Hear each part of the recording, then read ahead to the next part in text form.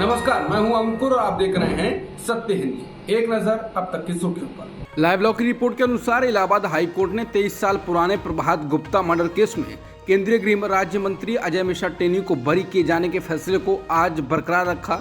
Justice Ataur Rahman Masoodi और justice Om Prakash Shukla की bench ने 2004 में ट्रायल कोर्ट द्वारा पारित उनके बरी आदेश के खिलाफ यूपी सरकार की अपील को खारिज कर दिया। बता दें, ये केस साल 2000 का है, जब छात्र नेता प्रभात गुप्ता की उनके घर के पास गोली मारकर हत्या कर दी गई थी।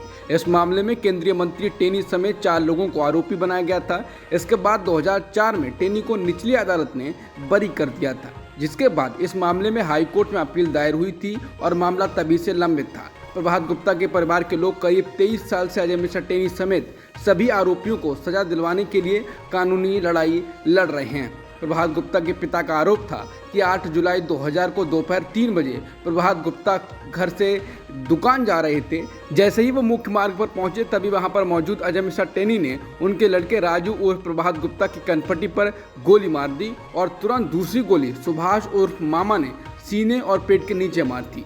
गोली लगने के बाद प्रभात मौके पर ही गिर गया और उसकी मौत हो गई।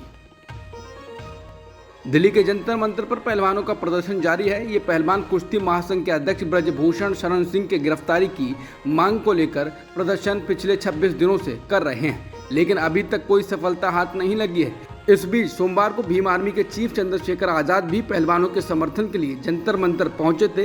इस दौरान उन्होंने पहलवानों और उनके समर्थकों से अपील करते हुए कहा कि 21 मई के बाद वो अपने इस आंदोलन को रामलीला मैदान में लेकर जाएं, जहां इसे राष्ट्रीय आंदोलन का रूप दिया जा सके।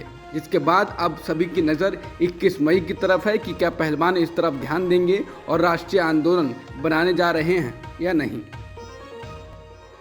बाहुबली और पूर्व सांसद आनंद मोहन को कानून बदलकर रिहा करने के मामले में नीतीश सरकार की मुसीबतें कम नहीं हो रही हैं। अब आनंद मोहन की रिहाई के मामले में सुप्रीम कोर्ट ने बिहार सरकार को लास्ट चांस दिया है। उसने राज्य सरकार को इस केस से जुड़े सभी दस्तावेज अदालत के समक्ष पेश करने के लिए कहा है।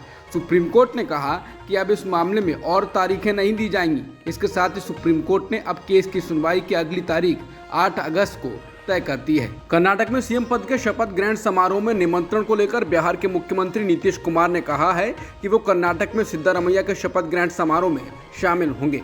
उन्होंने कहा कि उनकी जबरदस्त जीत हुई है और जो बने हैं मुख्यमंत्री, उनसे हमारा पहले से संपर्क है। नीतीश ने कहा कि उन्होंने भी और कांग्रेस पार्टी के राष्ट्रीय अध्यक्ष ने भी फोन करके बुलाया है, तो हमने कहा कि हम आ जाएंगे। लोकसभा चुनाव में विपक्षी एकता को लेकर पूछे गए सवाल पर मुख्यमंत्री ने कहा, हम तो इसी पर लगे हुए हैं, जब हो जाएगा हम तब बता देंगे। विपक्षी दल के लोग एकजुट हो जाएंगे तो ये देश के हित में ही है, इसके लिए प्रयास तो चल रहा है। कर्नाटक में शपथ ग्रहण समारोह में पश्चिम बंगाल की मुख्यमंत्री ममता बनर्जी शामिल नहीं होंगी। उनकी जगह पार्टी के नेता काकोली घोष दस्तीदार शामिल होंगी। तृणमूल कांग्रेस नेता डेरेक ओब्रायन ने एक ट्वीट कर कहा है कि कर्नाटक के मुख्यमंत्री बनने जा रहे सिद्धारमैया और उनके अन्य साथियों ने तृणमूल कांग्रेस की सुप्रीमो ममता बनर्जी को शपथ ग्रहण समारोह में शामिल होने के लिए आमंत्रित किया था। ममता बनर्जी ने सिद्धारमैया को शुभकामनाएं दी हैं और काकोली घोष दस्तीदार को समारोह में शामिल होने के लिए कहा है। शिवसेना के उद्धव बाला साहेब ठाकरे के नेता संजय राउत ने 2024 के लोकसभा चुनाव के लिए अपनी सीटों का बंटवारा खुद करते हुए कहा कि भले ही बंटवारा ना हुआ हो, लेकिन उनकी पार्टी के हिस्से में 19 सीटें रहेंगी। बता दें, शिवसेना ने पिछले लोकसभा चुनाव में 48 में से 18 सीटें महाराष्ट्र में जीती थीं और 1 सीट दमन और दीव की जीती थी। संजय राउत ने कहा है कि भले ही हमारे कुछ सांसद दल बदल कर चले गए हों, शिवसेना की जीती सीटें हमारे साथ रहेंगी।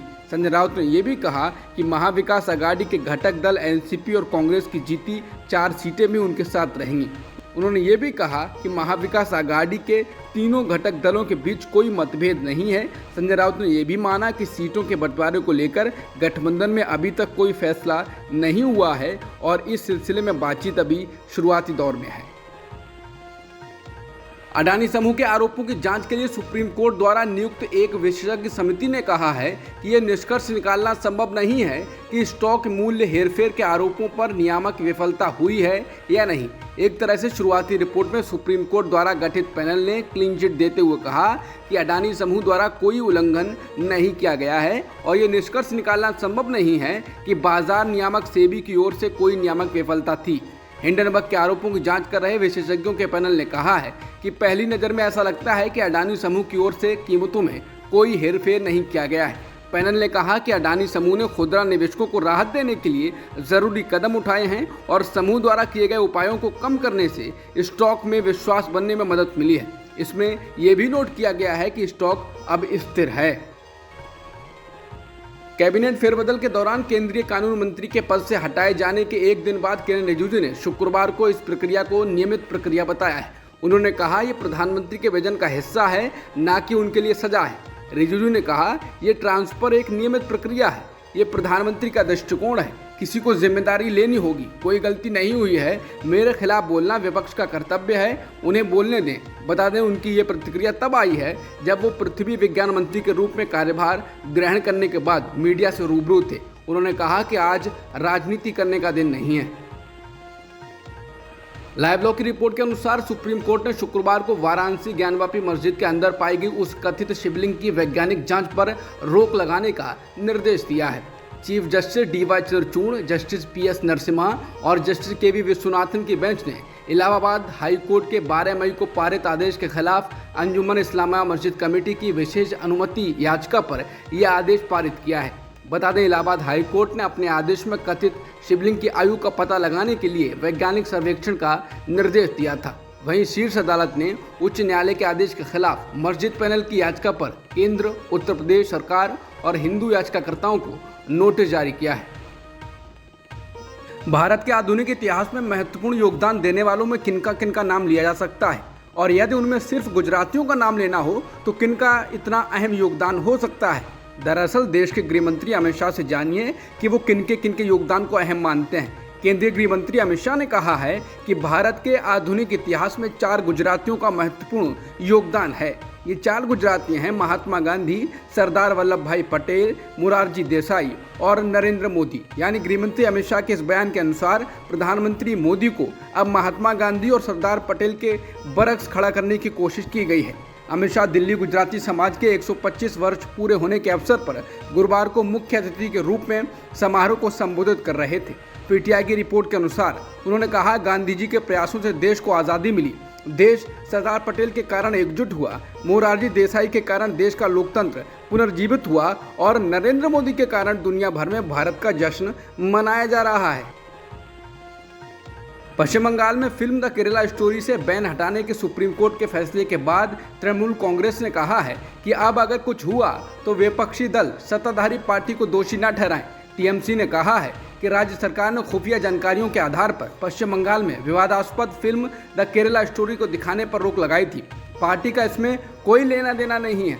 तृणमूल के वरिष्ठ नेता शशि पांजा ने गुरुवार को कोलकाता में कहा, राज्य सरकार को आशंका थी कि फिल्म के प्रदर्शन के बाद तनाव हो सकता है। अब माननीय सुप्रीम कोर्ट ने एक आदेश जारी किया है, राज्य सरकार इसका पालन करेगी।